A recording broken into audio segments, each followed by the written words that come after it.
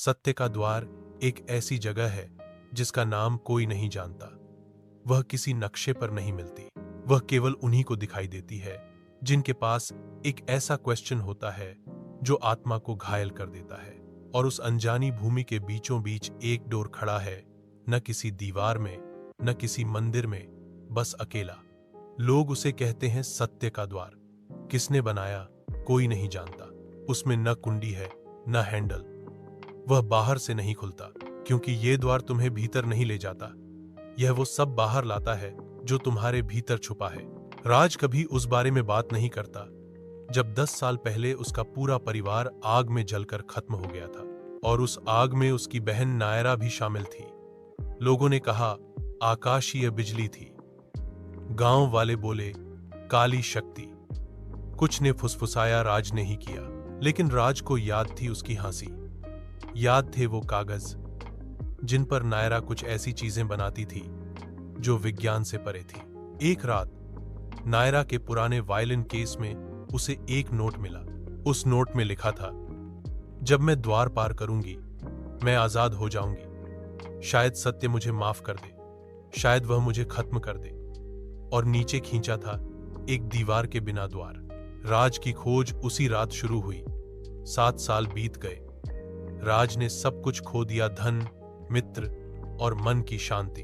और फिर एक शाम, एक शापित जंगल में, जहां पक्षी उल्टा गाते थे और हवा किसी खोए हुए की तरह रोती थी, द्वार प्रकट हुआ। वह काले पत्थर सा था, लेकिन धड़कता था। आवाज नहीं, स्मृति। एक आवाज उसके भीतर गूंजी, सत्य उन्हीं को मिलता है जो सब कुछ खोने को तैयार हों। वह पास गया। तभी एक औरत लाल वस्त्रों में सामने आई। उसकी आंखें चांदी जैसी थीं। तुम देर से आए हो, उसने कहा।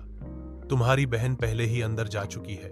राज का दिल रुक गया और उसने पूछा, क्या नायरा जिंदा है?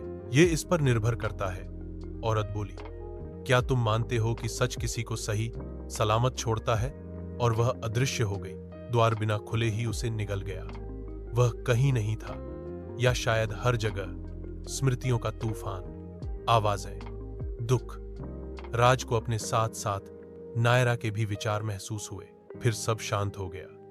वह अपने पुराने घर में था, सामने नायरा। राज, वह बोली, तुम्हें नहीं आना चाहिए था। राज दौड़ा, लेकिन उसका हाथ नायरा के पार निकल गया। एक छवि, एक आत्मा।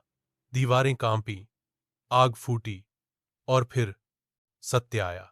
नायरा ने एक मशीन बनाई थी, दियाए, एक ऐसी रचना जो सत्य को खींच लाती थी, लेकिन उसकी कीमत थी। यह मशीन धातु से नहीं, यादों और आत्माओं से चलती थी। और उसने खुद को कुर्बान किया राज को बचाने के लिए।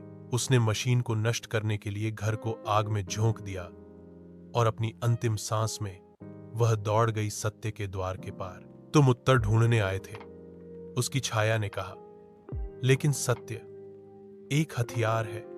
क्या तुम इसे उठाओगे या वहीं छोड़ दोगे जहां मैं गई? राज अब द्वार के मुहाने पर खड़ा था। उसके हाथ में थी एक काली क्रिस्टल, दी आई का शेष अंश, गर्म, धड़कता हुआ। अब वह सब कुछ जानता था। वह यह रहस्य लेकर लौट सकता था, या उसे यहीं छोड़कर वापस जा सकता था। वह पलटा। लाल वस्त्रों वाली औरत फिर सामने थी।